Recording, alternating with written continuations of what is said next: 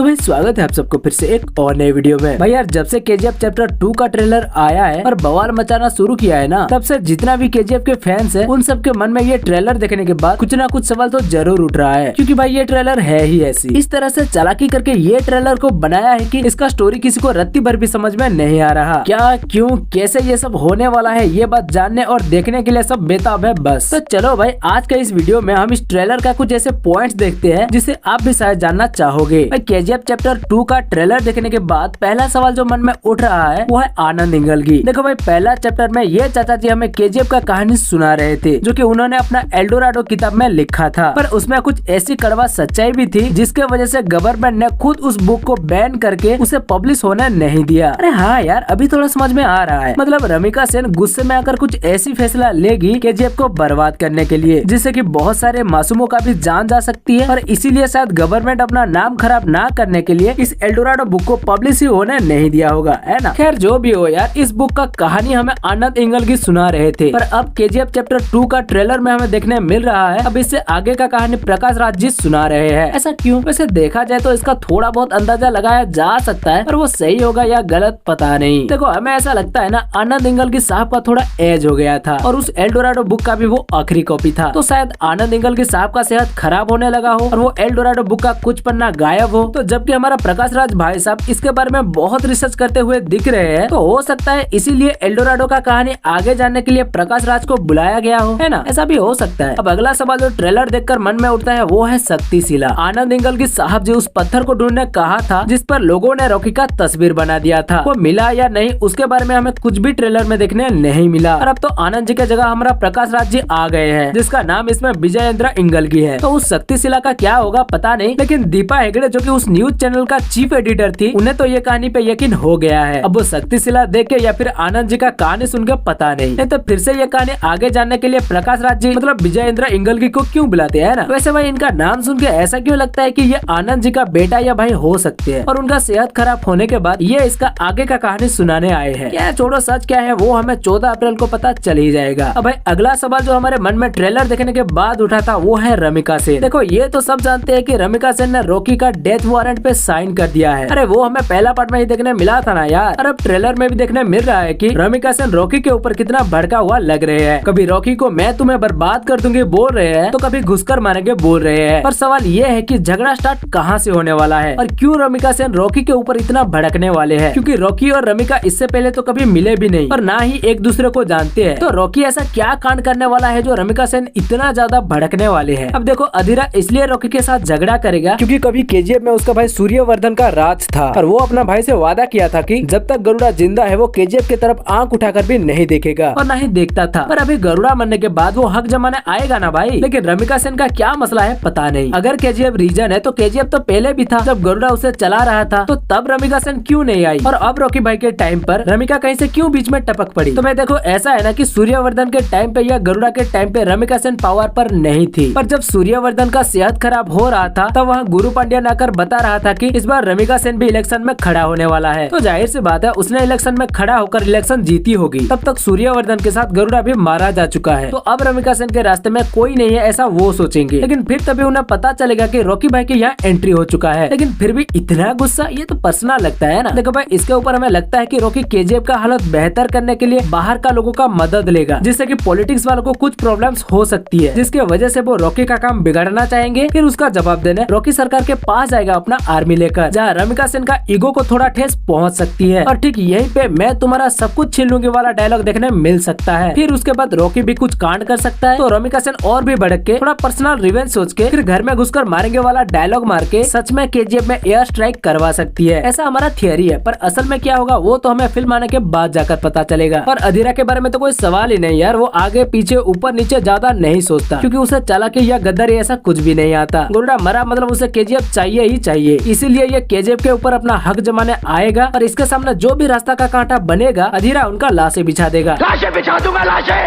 लेकिन अधीरा के लिए भी एक सवाल तो बनता है, क्यों अपना भाई सूर्यवर्धन के अंतिम संस्कार पर क्यों नहीं आया। अब वो किसी दूसरा देश में था जो आ नहीं पाया, या फिर गरुड़ा ने उसे खबर ही नहीं दिया, या फिर गरुड़ा उसका 23 आदमी का निखोज होने की वजह से बौखला गया था, तो वो उसका असलियत जानने और अपने सारे दुश्मन को जल्दी खत्म करने के लिए अधीरा का वेट नहीं किया। ये हमें चैप्टर 2 में पता चलेगा अगर वो हमें बताएंगे तो, है ना। और इनायत खलील के बारे में भी कोई सवाल नहीं। ये भाई साहब का तो वो हो गया यार, वो कहते हैं ना नाम बड़े और दर्शन छोटे। हाँ ठीक वैसा ही लगता है। केजीएफ चैप्टर 1 में इनायत खलील का नाम सुनते ही एक भयानक इमेज माइंड में आता था, पर चैप्टर 2 का ट्रेलर देखने के बाद तो लगता है इनायत खलील का वजूद ही नहीं है। हाँ लेकिन प्रशांत नील भाई साहब इस कैरेक्टर को लेकर फिल्म में कुछ सरप्राइज देंगे तो पता नहीं, लेकिन ट्रेलर में ये भाई साहब का खौफ जरा भी नहीं दिख रहा। पर फिर भी हमें पानी में 2 सीन पर जहाज देखने मिल रहा है, तो हो सकता है वो इनायत खलील का हो और ये वाला पे सेट्टी अटैक करवा रहा हो, क्योंकि ऐसा जहाज पहले भी इनायत खलील मुंबई का नागपाड़ा पोर्ट पर भेज रहा था ना भाई, जिसे रॉकी ने आने ही नहीं दिया। तो हो सकता है ये वाला वोट इनायत खलील का हो और ये दूसरा वाला भी ऐसा ही लग रहा है, लेकिन ये रॉकी का सिर्फ भी हो सकता है, क्योंकि अब रॉकी इंटरनेशनल खिलाड़ी बन चुका है भाई। इसके अलावा देखा जाए तो और भी बहुत सारे सवाल उठ सकता है इस ट्रेलर से भी और इसका स्टोरी से भी, जैसे कि चैप्टर 1 का 5 गुंडा एंड्रयू, राजेंद्र देसाई, गुरु पांडियन, कमल, शेट्टी ये सब कुछ करेंगे भी या जोकर की तरह रह जाएंगे पता नहीं, क्योंकि अब अधीरा, रमिका सेन, इनायत खलील जैसे गुंडा सब ये फील्ड में उतर चुके हैं, तो ये लोग इनके सामने क्या ही करेंगे। फिर चैप्टर 2 का ट्रेलर में हमें एक नया लड़का को दिखाया गया है, जो कि कौन कहां से क्यों आया है इसके बारे में किसी को कुछ पता नहीं। फिर एल्डोराडो के अंदर हमें एक और महिला को भी देखने मिल रहा है, जो कि नए है, इनके बारे में भी किसी को पता नहीं। ऐसे बहुत से सवाल है जिसका जवाब हमें सिर्फ 14 अप्रैल को ही मिलने वाला है। पर एक बात तो है यार कि रॉकी का स्ट्रगल कभी भी खत्म नहीं हुआ। वो बचपन से स्ट्रगल कर रहा था, जवानी में भी स्ट्रगल किया, और अब इतना सारा सोना मिलने के बाद भी, अपना मनपसंद गर्लफ्रेंड मिलने के बाद भी उसे स्ट्रगल ही करना पड़ेगा। और ऐसे शांति से रहने के लिए टाइम कहाँ से मिलेगा यार। इसे अधीरा, रमिका सेन और बाकी गुंडा लोगों का भी तो सामना करना ही है ना। बाकी सूर्यवर्धन और गरुड़ा का लाइफ सही था यार, वो लोग कम से कम इतने सालों तक केजीएफ में राज तो किए है, तो ऐसा सोना निकालने का मौका कहाँ किसी को लंबा समय तक मिलेगा बताओ। जल्दी केजीएफ पर तो समझ रहे हो ना। खैर तो भाई ये था कुछ सवाल के साथ हमारा कुछ थियरी। अब इसके ऊपर आपका क्या कहना है प्लीज हमें कमेंट करके बताओ। बाकी वीडियो अच्छी लगी हो तो वीडियो को लाइक करके अपने दोस्तों के साथ शेयर करो, और चैनल को सब्सक्राइब नहीं किया है तो भाई सब्सक्राइब कर लो।